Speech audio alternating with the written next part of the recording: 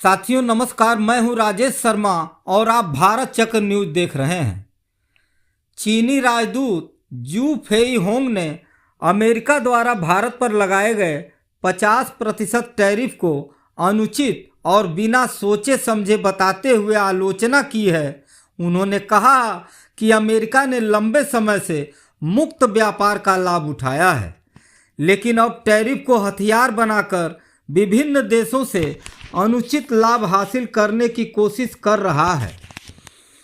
जू ने भारत चीन संबंधों को मजबूत करने पर जोर देते हुए भारतीय कंपनियों को चीन में निवेश करने के लिए आमंत्रित किया। चीन की इंडस्ट्री के लिए भारत में निष्पक्ष, न्यायपूर्ण और भेदभाव रहित व्यापारिक माहौल की उम्मीद जताई। जू फेईहोंग ने सोमवार को कहा, एक तरफा नीति और ध्वंस के कारण विश्व में उथल पुथल और परिवर्तन का नया दौर आ गया है। उन्होंने अमेरिकी राष्ट्रपति डोनाल्ड ट्रंप के टैरिफ नीतियों का जिक्र करते हुए इसे अनुचित करार दिया। राजदूत ने जोर देकर कहा कि चीन और भारत जैसे वैश्विक दक्षिण के देशों को अंतर्राष्ट्रीय न्याय और निष्पक्षता को बनाए रखने के लिए एकजुट होना चाहिए। वैश्विक शांति और समृद्धि को बढ़ावा देना चाहिए, ताकि टैरिफ और ट्रेड वार का विरोध करना चाहिए। भारत चीन द्विपक्षीय व्यापार समझौते पर बोलते हुए जू ने बताया, इस वर्ष के पहले 7 महीनों में दोनों देशों के बीच माल व्यापार 88 अरब डॉलर तक पहुंच गया, जो पिछले वर्ष की समान अवधि से 10.5% से अधिक है। उन्होंने कहा कि चीन भारतीय कंपनियों को अपने उत्पादों को बढ़ावा देने और निवेश करने के लिए स्वागत करता है। साथ ही उन्होंने उम्मीद जताई कि भारत चीनी फर्मों को समान अवसर प्रदान करेगा। चीन के राजदूत ने स्पष्ट किया कि भारत चीन संबंध किसी तीसरे देश से प्रभावित नहीं होते। यहाँ तक कि पाकिस्तान का जिक्र करते हुए भी उन्होंने दोनों देशों को आतंकवाद के खिलाफ संयुक्त रूप से लड़ने की आवश्यकता पर बल दिया।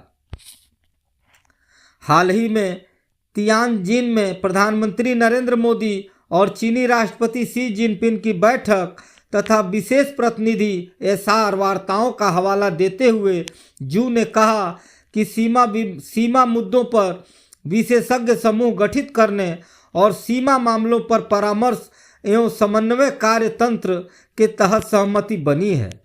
इसके अलावा चीन और भारत के बीच प्रत्यक्ष उड़ानों का फिर से शुरू होना भी संबंधों में सुधार का संकेत है। जू ने वैश्विक संदर्भ में कहा कि चीन और भारत को एक दूसरे को विकास के अवसर के रूप में देखना चाहिए, न कि खतरे के रूप में। उन्होंने रणनीतिक और दीर्घकालिक नजरिए से संबंधों को संभालने की वकालत की, जो आपसी सम्मान, विश्वास, शांतिपूर्ण सह अस्तित्व, साझा विकास और लाभदायक सहयोग पर आधारित हो।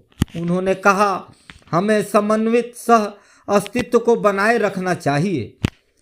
तियानजिन बैठक के माध्यम से द्विपक्षीय संबंधों को और मजबूत करना चाहिए, तथा पड़ोसी प्रमुख देशों के साथ सह अस्तित्व का सही रास्ता तलाशना चाहिए। चीन ने बहुपक्षीय व्यापार प्रणाली का समर्थन करते हुए विकासशील देशों के हितों की रक्षा करने की बात कही। राजदूत ने समान और व्यवस्थित बहुध्रुवीय विश्व तथा समावेशी आर्थिक वैश्वीकरण को बढ़ावा देने पर जोर दिया।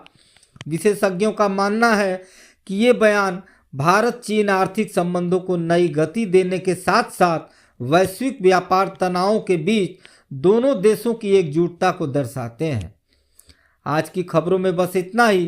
कल फिर मिलते हैं देश दुनिया की बड़ी खबरों के साथ। आप देखते रहिए भारत चक्र न्यूज। नमस्कार, जय हिंद।